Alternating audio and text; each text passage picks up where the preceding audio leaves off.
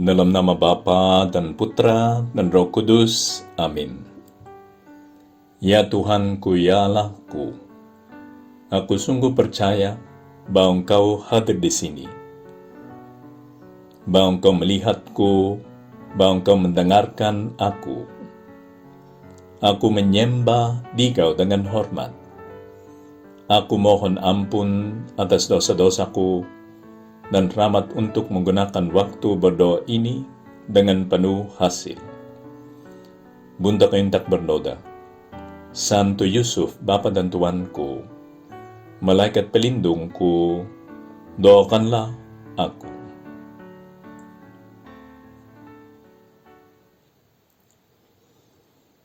Pada suatu hari, Elisa pergi ke Sunem. Di sana tinggal seorang perempuan kaya yang mengundang dia makan. Nah, kita ingat karena beberapa hari yang lalu kita berbicara tentang Elia. Elia itu adalah nabi yang sangat besar, terbesar mungkin di seluruh Israel. Dan waktu dia sudah harus pergi, Tuhan memilih Elisa untuk menggantikannya. Dan Elisa itu menerima sebagian besar dari kekuasaannya si Elia. Dan sejak saat itu Elisa sendiri yang membuat mukjizat-mukjizat besar itu di Yerusalem, di Israel. Dan dia yang menyampaikan kepada Israel apa itu yang diminta oleh Tuhan. Karena dia memang seorang nabi yang menggantikan Elia. Pada suatu hari, Elisa pergi ke Sunem. Di sana tinggal seorang perempuan kaya yang mengundang dia makan. Dan seberapa kali ia dalam perjalanan, singgahlah ia ke sana untuk makan. Maka suatu hari, karena si Elisa itu sering ke rumah itu, di dalam perjalanan, mungkin ada di tengah jalannya, berkatalah perempuan itu kepada suaminya, "Sesungguhnya aku sudah tahu bahwa orang yang selalu datang kepada kita itu adalah abdi Tuhan yang kudus. Baiklah kita membuat sebuah kamar atas yang kecil, yang berdinding batu, dan baiklah kita menaruh di sana baginya sebuah tempat tidur, sebuah meja, sebuah kursi, dan sebuah kandil. Maka apabila dia datang kepada kita, dia boleh masuk ke sana.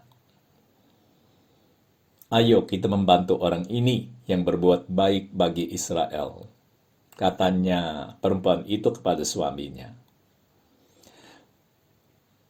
Maka si Elisa itu, tiba-tiba punya tempat untuk menginap.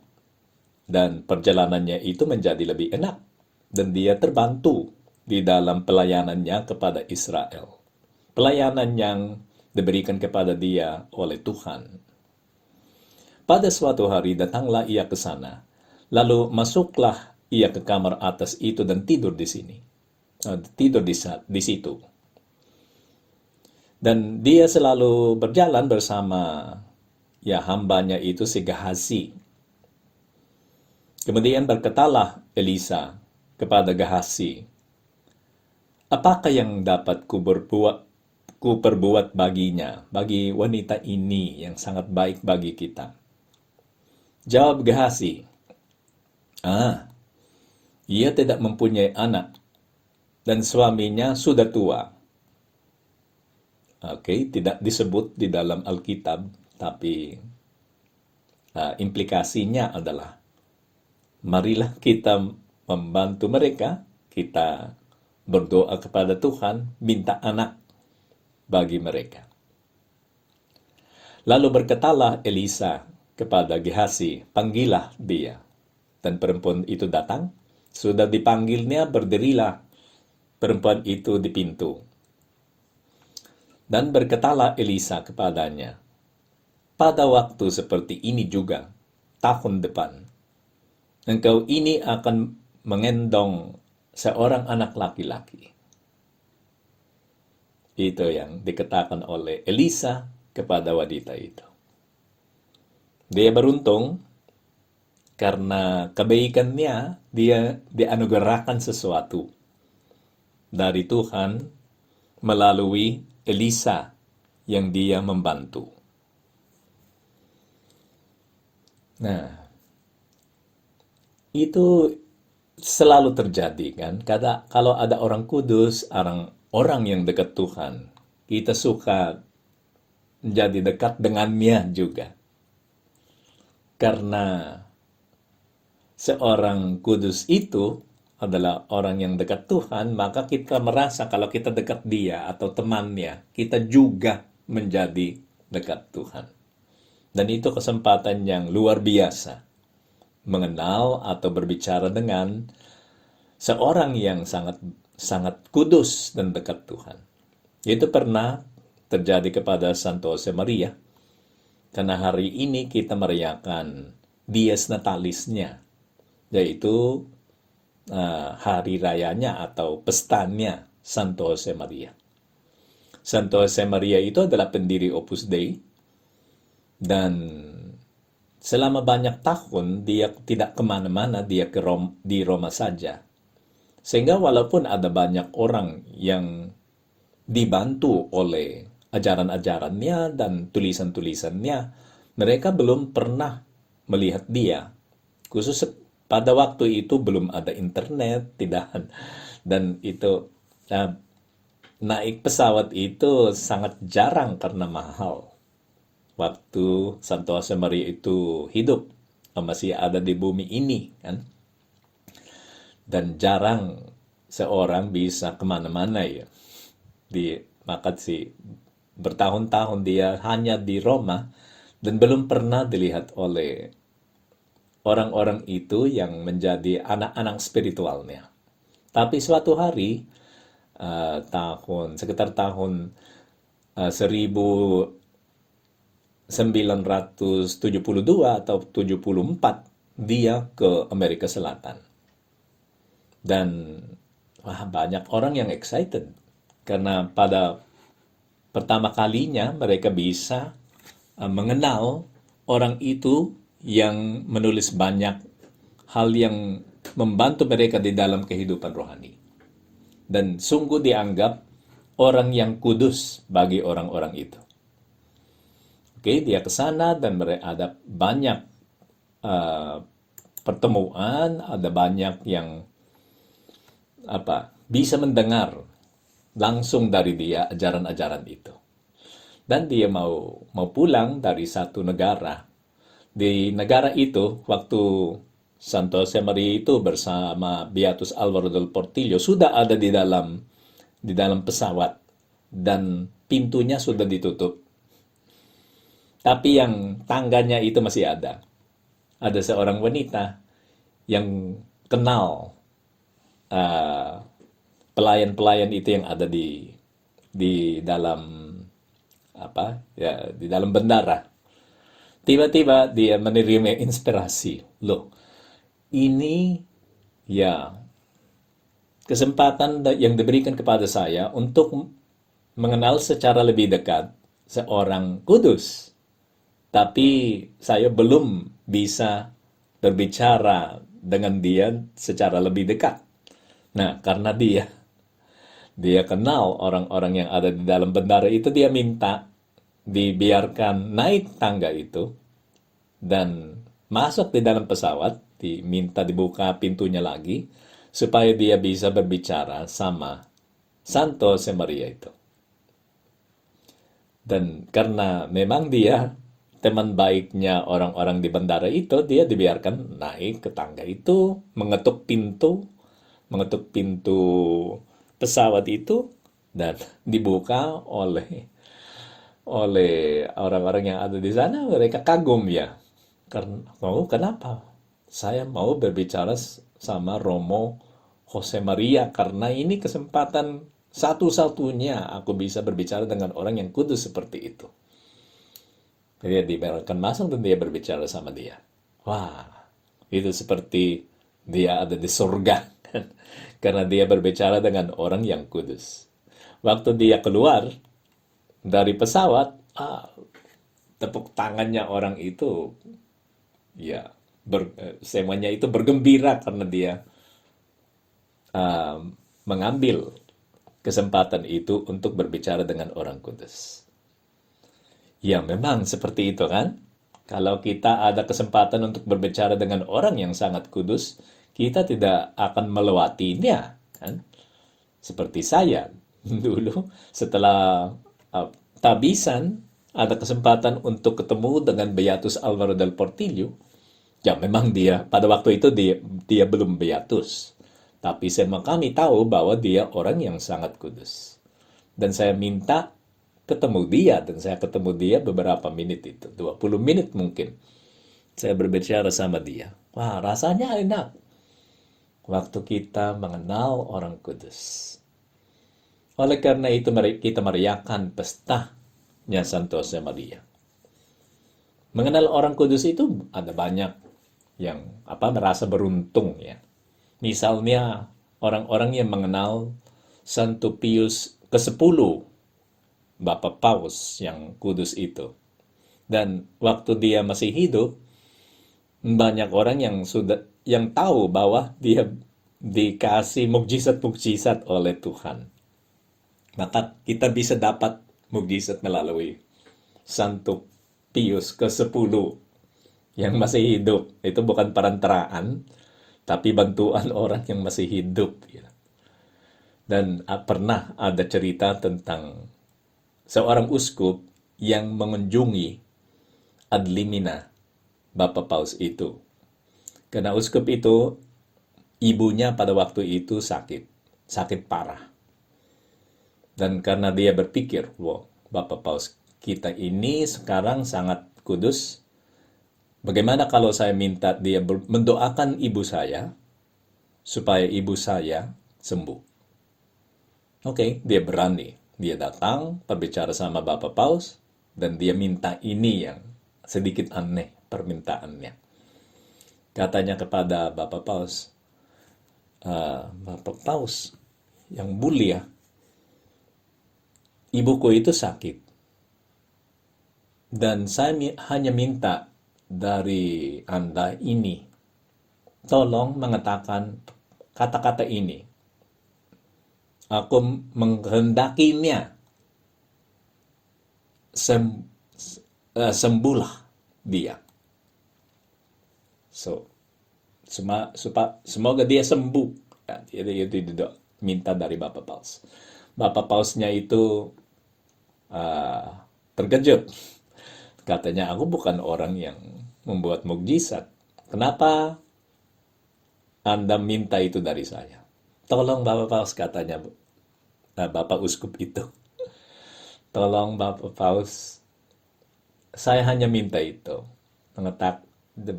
Bapak Paus mengatakan kata-kata ini. Saya menghendakinya. Semoga Anda sembuh. Gitu. Oke, katanya Bapak Paus Pius ke-10.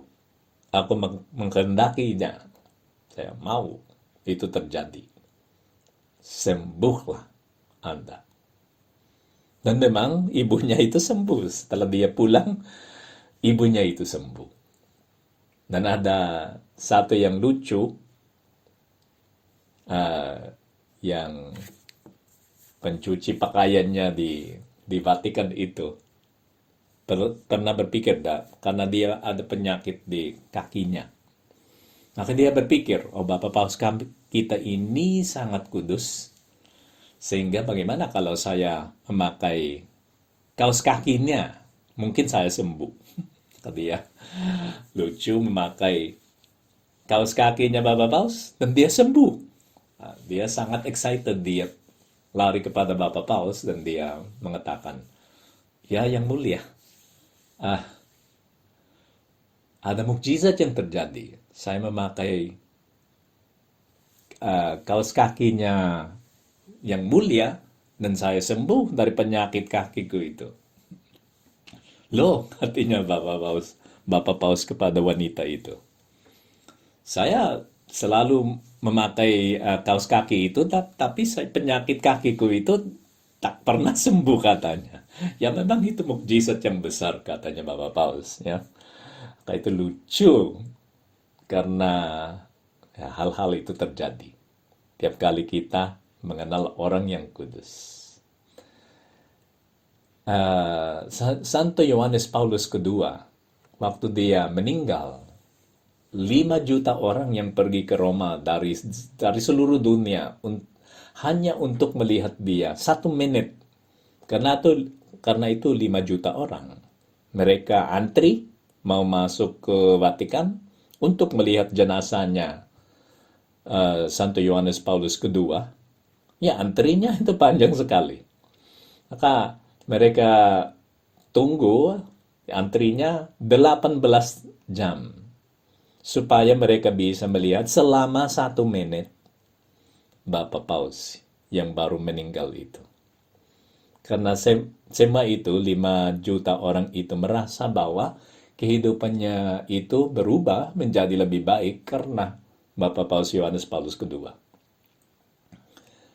Sehingga mereka siap antri 18 jam supaya mereka bisa melihat selama 1 menit jenazahnya Yohanes Paulus kedua. Ya, memang itu tanda bukti bahwa ada sesuatu yang terjadi kalau kita ketemu dengan orang yang kudus. Dan waktu pemakamannya Yohanes Paulus kedua, semua orang di seluruh dunia datang. Maksudnya orang-orang penting itu. Ya, raja, presiden, bermacam-macam. Pemimpin-pemimpin agama yang bermacam-macam, yang Muslim, yang Buddha, yang Hindu, semuanya itu datang.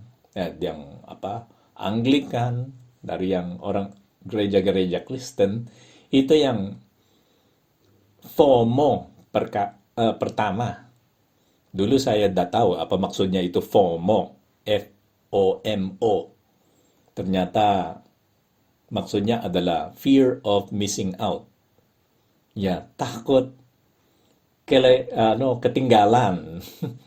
Ketinggalan di dalam kesempatan yang sangat sangat penting. Dan pada waktu itu kematiannya Yohanes Paulus kedua, ya, semua orang yang merasa dia baik harus ada di sana kan. Kalau dia tidak ada di sana, ada sesuatu yang tidak beres. Itu akan dipikirkan oleh orang. Nah, semuanya harus ikut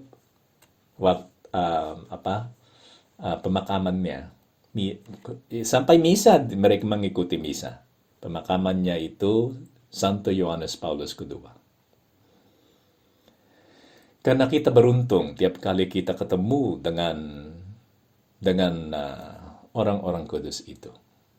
Oleh karena itu di dalam hari pestanya Santo Josemaria, semua kita yang pernah menerima bantuan dalam kehidupan rohani kita,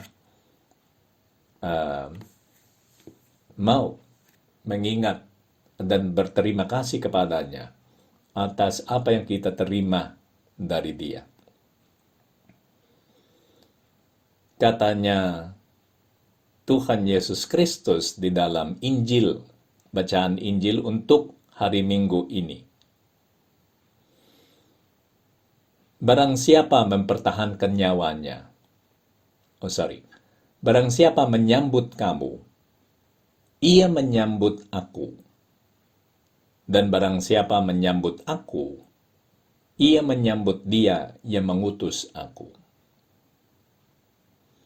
Barang siapa menyambut orang nabi sebagai nabi, ia akan menerima upah nabi. Dan barang siapa menyambut seorang benar sebagai orang benar, ia akan menerima upah orang benar. Apa yang diterima, hadiahnya orang-orang baik itu, seorang nabi, seorang benar, akan diberikan kepada kita juga kalau kita menyambut orang nabi itu atau orang benar itu. Kalau kita membantunya, kalau kita memberikan sesuatu supaya dia bisa melaksanakan tugasnya dengan baik. Dan barang siapa memberi air sejuk secangkir saja pun kepada salah seorang yang kecil ini, karena ia adalah muridku, aku berkata kepadamu, sesungguhnya ia tidak akan kehilangan upahnya daripadanya. Indah, kan? Orang yang dekat orang kudus, orang yang membantu orang kudus, dia akan menerima hadiahnya orang kudus. Oleh karena itu kita suka merasa dekat orang-orang kudus itu.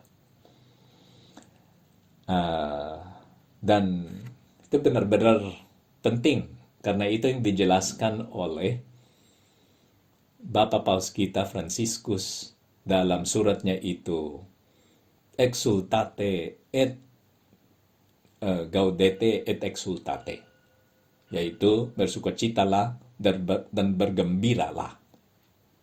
Katanya di dalam suratnya itu, kita selalu berkembang di dalam kehidupan rohani, dalam sebuah komunitas.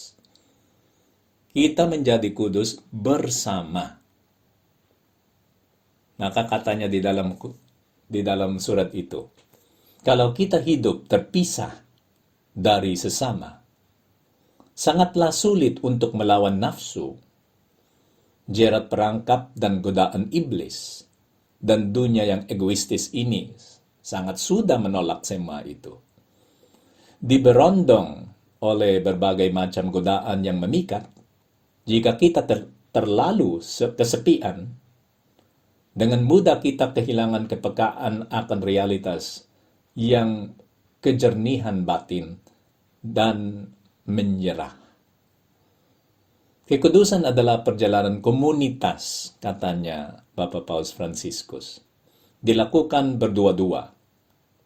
Kita melihat ini dalam beberapa komunitas kudus. Dalam beberapa kesempatan, gereja telah mengkanonisasi segenap komunitas yang telah menghayati Injil secara heroik dan mempersembahkan kehidupan semua anggotanya kepada Allah. Kita dapat mengingat sebagai contoh 7 pendiri Ordo Hamba-Hamba Santa Maria, 7 beata suster-suster dari biara pertama tarekat visitasi di Madrid, Paulus Miki dan kawan-kawan para martir Jepang, martir Korea, Santo Andreas Kim Tae-gon dan kawan-kawan, atau para martir Amerika Selatan, Santo Roque Gonzales, Santo Alfonsus Rodriguez, dan kawan-kawannya.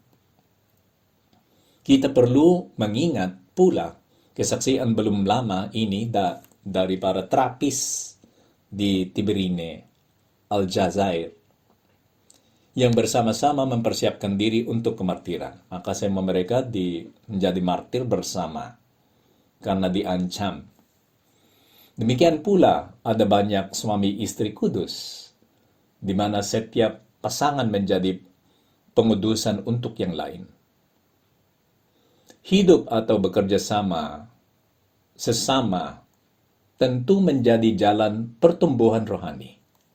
Kita saling membantu. Dan komunitas yang kudus itu saling membantu. Ya, sangat membantu kita. Kalau ada komunitas, kalau ada teman-teman yang baik, kita akan menjadi orang baik. Dibantu. Ya, paling tidak dibantu untuk menjadi orang baik. Ya. Memang ada orang yang teman-temannya itu sudah baik dan mereka tetap menolak bantuan dari teman. Tapi pada prinsipnya kalau orang-orang di sekitarnya itu sungguh teman, mereka akan menjadi orang kudus. Santo Yohanes dari Salib mengatakan, katanya Bapak Paus, Franciscus mengatakan kepada salah seorang pengikutnya, hiduplah dengan yang lain agar Anda bekerja dan berlatih dalam kebajikan. Santo Josemaria yang pestanya kita merayakan hari ini tahu itu. Walaupun dia melihat dirinya sebagai orang yang tidak terlalu penting, tetapi dia tahu bahwa dia diberikan tugas oleh Tuhan untuk membantu orang lain menjadi orang kudus. Sehingga dia menyerahkan diri untuk tugas itu. Nah, waktu dia sudah tua, dia mau mengingatkan anak-anak spiritualnya di dalam Opus Dei tentang tanggung jawabnya karena mereka mengenal pendirinya. Katanya kepada mereka, anak-anakku, saya harus menyampaikan kepadamu suatu pertimbangan yang dulu saya tidak berani berpikir, apalagi mengekspresikan. Sepertinya saya harus mengatakannya kepada sekalian sekarang, karena sudah waktunya untuk menjelaskan itu. Dalam hidup saya, katanya, saya telah mengenal beberapa paus, mengenal banyak kardinal, dan mengenal banyak uskup. Tetapi kalau pendiri Opus Dei, berapa orang ada? Hanya ada satu. Walaupun orang itu, maksudnya dirinya kan, walaupun orang itu adalah orang berdosa dan kurang penting seperti saya, katanya. Saya yakin bahwa Tuhan memilih pelayan yang paling tidak layak agar menjadi jelas bahwa karya ini adalah karyanya Tuhan sendiri. Karena pelayannya tidak bisa melaksanakan itu sendiri kan, maka itu bukti bahwa Tuhanlah yang melaksanakannya. Akan tetapi, Tuhan akan meminta Anda untuk mempertanggungjawabkan anugerah yang kamu terima, yang menjadi dekat Santo Josemaria, kan menjadi dekat orang kudus seperti ini. Karena dia telah mempercayakan ajaran Opus Dei kepada saya, katanya, dan saya telah mengejarkan itu kepadamu. Itu tanggung jawabmu, katanya Santo Josemaria kepada anak-anak spiritualnya. Karena sekalian menjadi anak spiritualku, hidup bersama aku, dan aku diberikan tugas oleh Tuhan untuk menyampaikan ini, maka semua sekalian juga adalah bertanggung jawab atas tugas ini. Karena dari saya kepadamu, dari sekalian kepada orang lain yang banyak, yang harus dibantu mendekati Tuhan melalui semangat ini. Begitulah kedekatan kita dengan orang-orang kudus. Dan semoga ada orang kudus yang dekatmu kan. Katanya Bapak Paus, ada banyak tetangga di sana yang kita tidak tahu, kita tidak langsung tahu bahwa dia orang kudus, tapi akhirnya ternyata orang kudus, orang-orang itu kan yang membantu kita. Maka marilah kita pergi kepada Bunda Maria. Bunda Maria, kami merasa sangat dekatmu. Karena dengan merasa sangat dekatmu, kami sungguh-sungguh dekat Tuhan juga. Bantulah kami supaya kami bisa memakai rahmat yang kami terima. Kedekatan kami itu dengan orang-orang kudus. Supaya kami sendiri menjadi orang kudus. Semoga ya, menjadi orang kudus dan demikian kami bisa membantu orang lain. Menjadi berkat bagi orang lain. Bantulah kami Bunda Maria supaya itu bisa terjadi. Aku bersyukur kepadamu ya Allahku atas segala resolusi yang baik, kasih dan inspirasi yang telah Engkau curahkan kepada aku dalam renungan ini. Aku mohon pertolonganmu untuk melaksanakannya. Bunda ko intak bernoda, Santo Yusuf, Bapa dan Tuanku, malaikat pelindungku, doakanlah aku.